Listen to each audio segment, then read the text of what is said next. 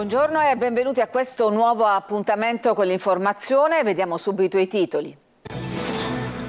La visita in Sicilia del presidente Mattarella e del collega tedesco. Oggi l'incanto dei mosaici di Piazza Armerina e poi il sorvolo sulle zone incendiate. Ieri standing ovation al Teatro Greco di Siracusa. Giornata di tregua a Lampedusa, dove proseguono i trasferimenti per alleggerire la pressione sul centro di accoglienza. La denuncia dell'Associazione Antigone sulle condizioni nel CPR di Trapani, lesi i diritti dei migranti. In un video la folle fuga dei ladri che finiscono per schiantarsi contro un'auto, l'inseguimento dei carabinieri tra le strade di Palermo. Colpo di coda dell'estate in Sicilia che fa registrare punte di 35 gradi. A Catania c'è chi ne approfitta per l'ultimo tuffo. Tra caldo e scirocco e allerta incendi a Palermo, Trapani e Messina. 33 anni fa moriva sotto il fuoco della STID il giudice ragazzino Rosario Livatino, primo magistrato beato. Sul luogo dell'agguato l'omaggio alla stele fatte erigere dai genitori. Calcio, il Catania di scena stasera a Monopoli per la quarta giornata di Serie C. Due cambi in formazione per Tabbiani rispetto alla vittoriosa partita col Picerno. Il Messina torna in campo oggi pomeriggio con inizio alle 18:30. Ospita al Franco Scoglio la capolista Turris.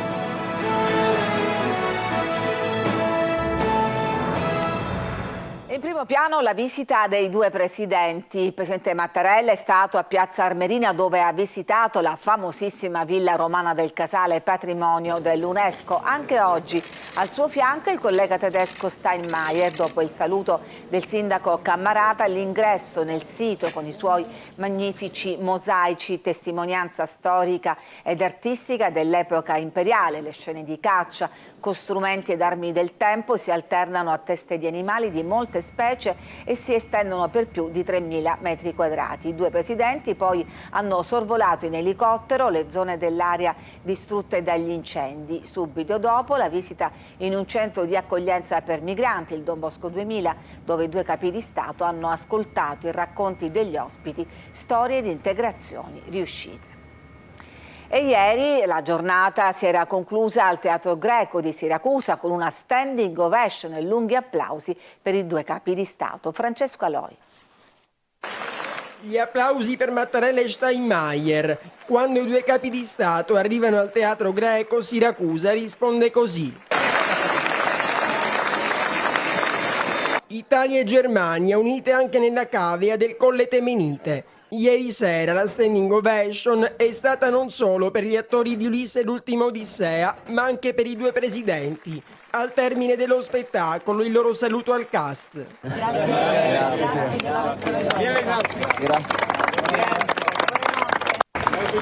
Applausi ed aria di festa anche a Ortigia. Qui nel pomeriggio Mattarella e Steinmeier hanno fatto una passeggiata tra il barocco ed una preghiera a Santa Lucia. Grazie. Al Teatro Comunale hanno premiato 10 sindaci tra italiani e tedeschi che valorizzano i gemellaggi. Anche qui tanti applausi in una giornata che è iniziata intorno alle 11, quando al Castello Maniace c'è stato il dialogo tra le due delegazioni. Tutto questo in un'Ortigia blindatissima. Oggi è il turno di Piazza Armerina e Catania, sorvolo delle aree colpite dagli incendi estivi e visite al centro di accoglienza per migranti, alcune delle tappe. Cambiamo argomento, andiamo a Lampedusa dove proseguono a ritmo serrato i trasferimenti di migranti per cercare di accelerare un ritorno alla normalità. Maglio Viola. Si vede la luce in fondo al tunnel a Lampedusa dove si torna a respirare aria di speranza. Questa mattina erano rimasti poco meno di 1.200 gli ospiti, di cui quasi 300 minori non accompagnati nell'hotspot. Un numero che rappresenta sempre un sovraffollamento ma comunque più contenuto a fronte dei circa 900 posti del centro nei giorni di normalità. I trasferimenti di ieri programmati dalla prefettura e coordinati dalla polizia hanno permesso di alleggerire in maniera notevole le presenze.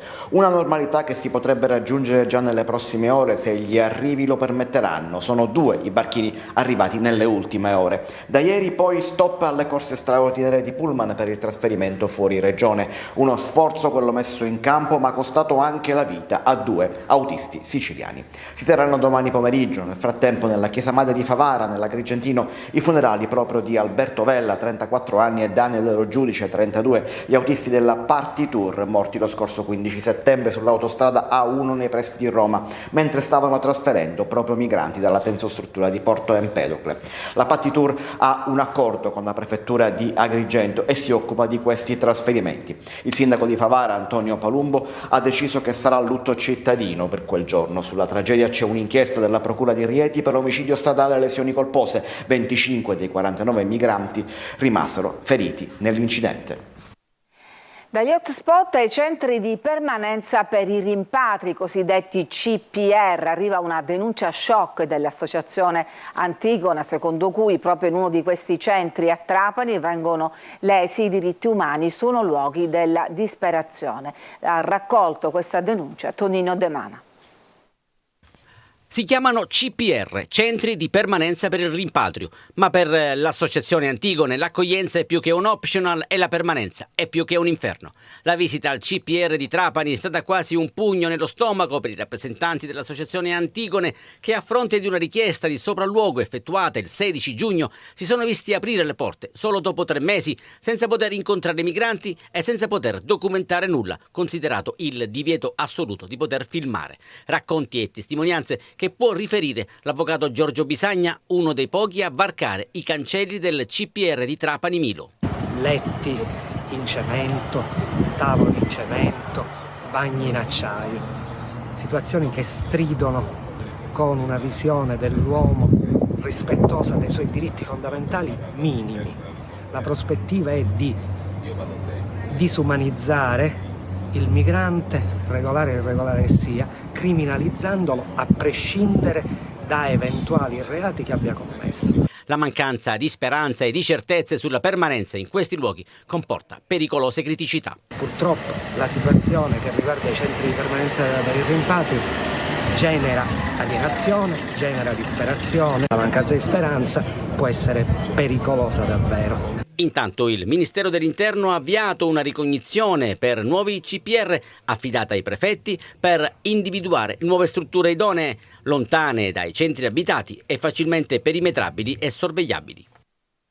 E siamo alla cronaca. A Palermo, spettacolare inseguimento notturno da parte dei carabinieri che bloccano ed arrestano i fuggitivi. Poco prima avevano rubato il registratore di cassa da un negozio. Vediamo insieme il video di quei momenti.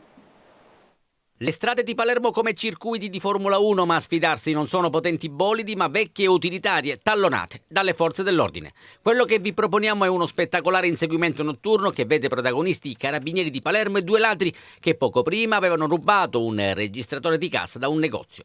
La gazzella dei carabinieri in transito sul Viale Lazio ha intimato l'alta al conducente di questa Fiat Punto che per tutta risposta ha aperto il gas, ingaggiando quasi una sfida a folle velocità. In questo video quasi si affiancano i militari dell'arma, ma il sorpasso è impedito da zigzagare dei fuggitivi che poi affrontano una curva perdendo quasi il controllo e sfiorando le auto parcheggiate. Non va meglio poco dopo, quando la strada stretta non consente la fuga, che si conclude con lo schianto contro un'auto in sosta. È a quel punto che i carabinieri bloccano i malviventi, 2 uomini di 20 e 35 anni già noti alle forze dell'ordine con l'accusa di furto aggravato, danneggiamento aggravato, resistenza pubblica ufficiale e possesso ingiustificato di grimaldelli. Recuperata anche la refurtiva. Ed un'auto della polizia si è ribaltata dopo l'incidente con un'altra vettura all'incrocio tra Corso Tuccori e via Macheda, proprio accanto alla chiesa di Sant'Antonino. 3 le persone ferite, da accertare dinamiche e responsabilità. Emergenza rifiuti in diversi quartieri di Palermo, allo Zen in particolare. Cittadini esasperati danno fuoco all'immondizia. Marco Gullà. Quartiere Zen di Palermo, le immagini sono eloquenti di come questa zona del capoluogo sia in continua emergenza. Distese di rifiuti che asfissiano il quartiere, incendi anche nella notte, come vediamo dalle immagini di questa immondizia bruciata. Con l'autunno oramai entrato da calendario, in Sicilia le alte temperature persistono almeno sino al prossimo weekend e questo aiuta senza dubbio i piromani nel loro sporco lavoro. I roghi si sono registrati nelle vie Einaudi, Pensabene, Papti, San Nicola e Rocchi Marciano, in centro interessata la via Perez, una catena di incendi senza soluzione di continuità, con fumi maleodoranti e inquinanti sparsi ovunque. Ma l'emergenza rifiuti avvolge anche altri quartieri della città. La RAP, l'azienda che si occupa della raccolta appunto dell'immondizia a Palermo, ha carenze di personale e i mezzi guasti. Il primo problema di questa azienda, lo ripeto, io mi scuso perché dice ma è sempre la stessa scusa, ma se non la risolviamo chiaramente sarà sempre quella. I mezzi, do un dato, 62 mezzi disponibili per indifferenziata, 25 funzionanti. E poi agitazioni sindacali e difficoltà nel conferimento dei rifiuti in discarica. Colpo di coda dell'estate in Sicilia, dove si registrano anche punte di 35 gradi. A Catania c'è chi ne approfitta per fare un tuffo, ma il caldo ha le ore contate. Emanuela Corsi. L'estate sta finendo, cantavano qualche anno fa i Righeira, ma non il caldo. Il 21 settembre segna convenzionalmente il passaggio dalla bella stagione a quella autunnale. In realtà quest'anno il cosiddetto equinozio di autunno, ossia il momento in cui il sole incrocia il piano dell'equatore terrestre in maniera perpendicolare, avverrà però sabato 23. Date a parte, quel che è certo è che il clima in Sicilia continua a regalare giornate assolate e calde, con temperature che ricordano i mesi estivi. Questa è la situazione di oggi a San Giovanni Licuti, ci sono più di 30 gradi e la gente fa il bagno. Estate, è veramente estate, un tempo chiaramente un po' non nella norma e quindi ci consente di fare ulteriori bagni e di allungare quest'estate che ancora non è finita. Hai fatto il bagno? Sì, tutti i giorni. Fin quando il sole permette ci facciamo il bagno. Fin tanto c'è questo tempo, con 35 gradi è logico venire a mare, no? Ma noi anche fino in inverno li facciamo i bagni, basta che c'è bel tempo li facciamo. Natale lo faremo al mare. Probabilmente sì. Il caldo, secondo gli esperti, però ha le ore contate. Sono in arrivo 2 perturbazioni che già nel weekend porteranno ad un deciso calo termico di 7-8 gradi. Da sabato passeremo da 35 gradi a 27-28. E sono 11 gli incendi divampati questa mattina in Sicilia, complice il vento di scirocco, proprio nel giorno dell'allerta rossa in 3 province, Palermo, Trapani e Messina, e arancione nelle altre 6. La Protezione Civile ha chiesto ai sindaci di attivare i centri operativi comunali per coordinare gli interventi. I vigili del fuoco hanno lavorato tutta la notte per domare l'incendio ad Acquaficara, frazione di Barcellona Pozzo di Gotto, nel Messinese. I danni riguardano decine di ettari di terreno. Ci fermiamo, c'è una pausa per la pubblicità, torniamo dopo con altre notizie.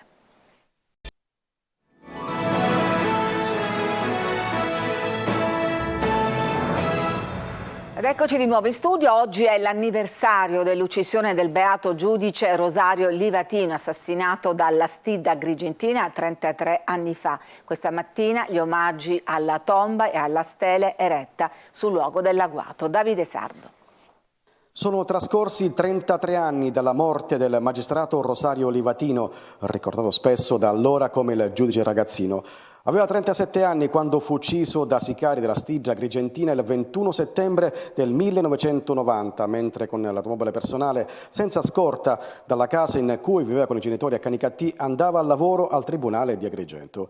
Livatino è stato trucidato tra le campagne di Contrada Gasena sulla strada statale 640 che collega Caltanissetta con Agrigento.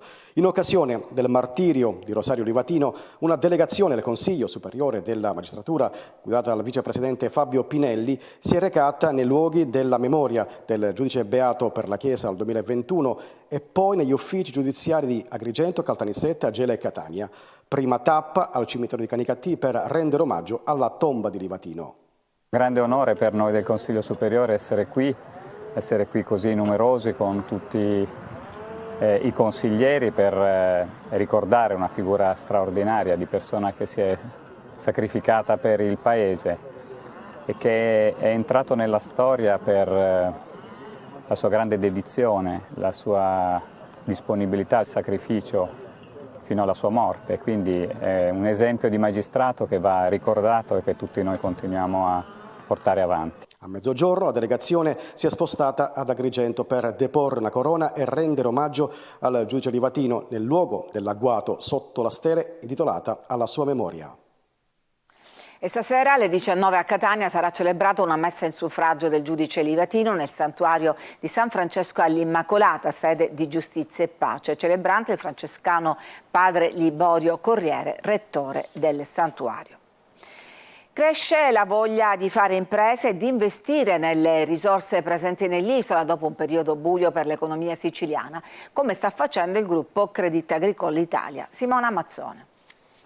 In questi anni il sistema bancario ha dovuto affrontare sfide di enorme portata che hanno indotto spesso gli istituti di credito ad abbandonare il territorio con la conseguente contrazione degli sportelli bancari e la massiccia riduzione dei dipendenti. Oggi però la voglia di investire si fa nuovamente largo e la Sicilia offre agli istituti bancari nuova linfa. È qui che cresce la volontà di porsi a servizio dell'economia e delle famiglie siciliane, così come ha fatto in questi anni l'istituto Crédit Agricole Italia, già presente in Sicilia attraverso la rete di Agos, che ha rafforzato dal 2021 la propria presenza nell'isola grazie all'acquisizione di Creval. La Sicilia oggi è una delle nostre regioni più importanti per quote di mercato, stiamo facendo tanti investimenti partendo dal capitale umano perché è sempre la cosa più importante e quindi abbiamo oggi un dato che leggevo venendo qua ed è una cosa che mi fa particolarmente piacere, abbiamo più di 240 ragazzi siciliani che lavorano nel nostro gruppo, in parte lavorano qui, in parte no, ma magari un domani ci sarà l'occasione di farli tornare. Insomma, la banca deve identificarsi con il territorio in cui opera e deve continuare a svolgere un ruolo importante per lo sviluppo economico e sociale. Sono in cantiere numerose iniziative pilota e start-up selezionate grazie alla rete dei village in Italia. In Catania anche per la collaborazione con l'università, i rapporti che abbiamo qui storici della banca con tanti imprenditori e perché è già un polo tech interessante, ci sembrava idoneo. Il gruppo al mondo conta 11 milioni e mezzo di soci ed è presente in 46 paesi, tra cui l'Italia. In Sicilia è al servizio di oltre 177.000 clienti attraverso 70 filiali e 5 poli affari. Dolori muscolari, stanchezza e depressione sono tanti i disturbi provocati dalla fibromialgia, una malattia dolorosa e difficile da diagnosticare. Questo è l'argomento di oggi di Sicilia 24 Focus, il nostro spazio di approfondimento in onda alle 14:30 subito dopo il TG. Ospiti di Adelaide Barbagallo, il dottor Sebastiano Tropea, reumatologo dell'ASP di Catania, la dottoressa Mimmi Taormina, psicologa e psicoterapeuta dell'ospedale Garibaldi Centro di Catania e Giussi Fabio, vicepresidente dell'Associazione Italiana Sindrome Mialgica. Potete fin da ora intervenire inviando dei messaggi al 342 745 5005. Ci fermiamo ancora, c'è una pausa e poi la pagina sportiva.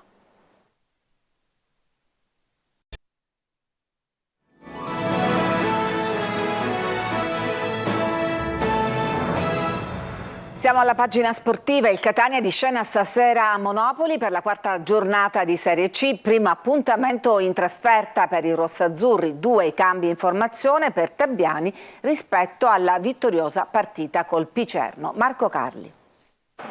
A Monopoli con qualche cambio, normale turnover per il Catania visto l'impegno infrasettimanale, ma necessariamente ridotto viste anche le 6 assenze. Lo squalificato Lorenzini che sconta l'ultimo turno di stop, il convalescente Chiarella e gli infortunati da Pisarda, Popovic, Dubicicas e Rizzo, fuori dalle convocazioni come anticipato ieri per problemi a un ginocchio. E allora sono 20 convocati, con Tabbiani pronto per stasera a riconfermare il tridente d'attacco con Chiricò, Di Carmine e Marsura. A centrocampo sarà invece Ladinetti a prendere il posto di Rizzo. Deli pronto come alternativa a Rocca e Zammarini a partita in corso. La difesa presenterà un unico cambio con Buà che ha fatto bene quando è entrato, con il Picerno che agirà al posto di Castellini. Livieri, ottima la sua prestazione contro i Lucani, è chiamato a riconfermarsi. Partita non facile storicamente, ma il Catania ha fatto vedere di essere sempre capace di affondare il colpo. In questo la partita di domenica scorsa è stata esplicativa, basta un movimento per fare gol con quella qualità là davanti. Va migliorata la gestione del match e poi c'è l'esposizione ai rischi che è connaturata un po' nel gioco gioco voluto da Taviani,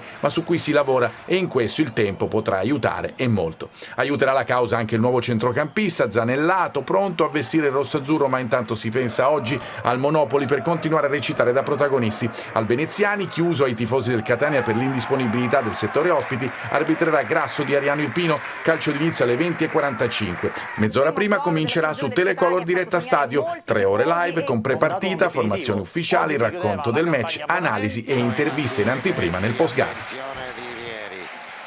Il Messina torna in campo oggi pomeriggio, ospite al Franco Scoglio la capolista Turris, Sergio Colosi. 19 giorni dopo il Messina torna in campo in un'occasione speciale perché si presenta per la prima volta davanti ai suoi tifosi e l'ospite, la Turris, siede al tavolo delle grandi con vista dall'alto. I giallorossi cercano conferme e si portano in dote il brillante pareggio di Cerignola all'esordio. Elogi di Modica alla Turris di Caneo, a punteggio pieno dopo 3 giornate.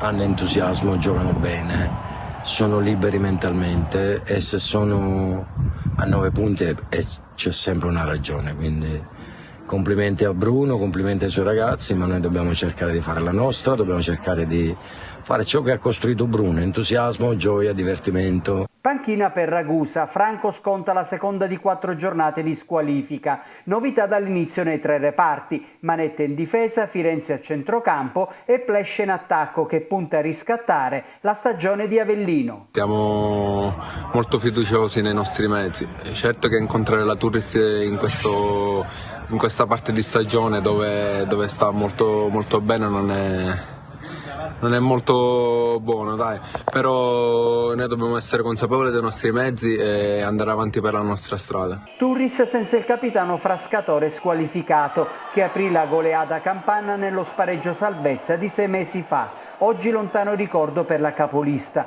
un passato da non rivivere invece per il Messina.